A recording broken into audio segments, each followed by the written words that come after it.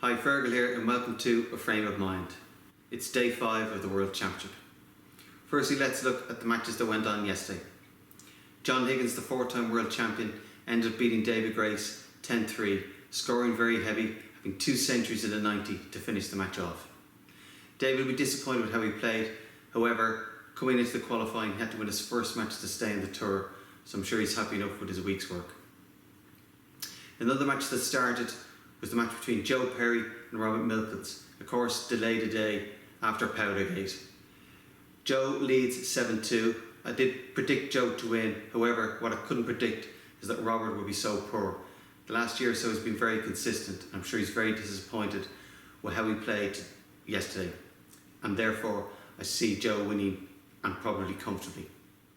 Another match that started was the eagerly awaited clash between Judd Trump and Anthony McGill. Judd made a good start, winning the first 2 frames, but particularly after the interval, Anthony came on strong. The last frame proved costly for Judd, went for a risky round and it cost him, and Anthony leads 6-3. I did say at the start of the match I did fancy Anthony to win, and so far, from what I've seen of Judd, I'm not going to change my mind. One very relieved man this morning is Gary Wilson, who eventually won the Geordie Derby 10-8 against Elliot Slessor. Having had a 7-1 lead, to have lost that match would have been a very bitter pill for Gary to swallow. However, he lives to fight another day and now plays the winner of Mark Selby and Matt Selt. Also in action yesterday was Judd Trump's good friend Jack Lisowski. A very entertaining, attacking match between himself and Noppon St. Nam. Jack leads 6-3. At the start, of course, I did pick Noppon to win. I'm still going to stick with that, but of course he will need a very good start and ideally win 3 of the first 4 frames to get himself right back into the match. Should be a very good watch. A match that starts tonight is Shaun Murphy against Selby.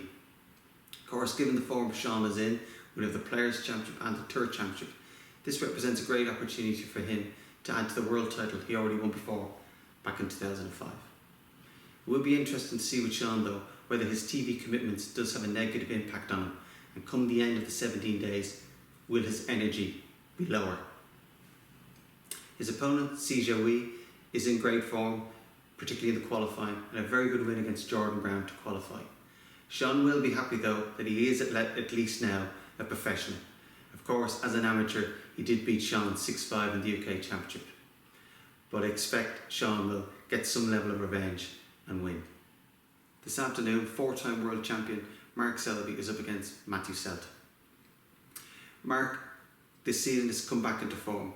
His off-the-table problems seem to be reduced, therefore leading to better quality of play and more confidence. Of course, this was highlighted when in his hometown of Leicester he won the WST Classic. Tough opponent Matthew Selt, again hasn't had the best of seasons, but comes in here in good form. 2 good wins in the world qualifying, particularly against Graham Gott to qualify.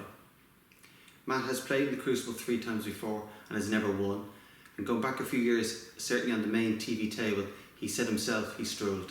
That is becoming less and less of a problem. I expect him to play well, I expect it to be close, but I expect Mark Selby to win. A match that starts this morning and finishes this evening is between Kyren Wilson and Ryan Day. Both of them have won ranking events this season. Kyren, of course, reached this final a few years ago, losing to Ronnie O'Sullivan. But I do think since he lost the semi-final the next year against Shaun Murphy, his self-belief has reduced. Still a contender, but I don't think Kyren will go all the way this year. Ryan Day is a great long potter. I think that's a strength and a weakness. I think because of that, he goes for too many risky shots. If he's on form, fantastic, he can beat anyone. But if they're not going in, he can make it quite easy for his opponent, and the likes of Kyren would be able to punish that. Could be close, but I do think Kyren will win. 11 players are already in round 2.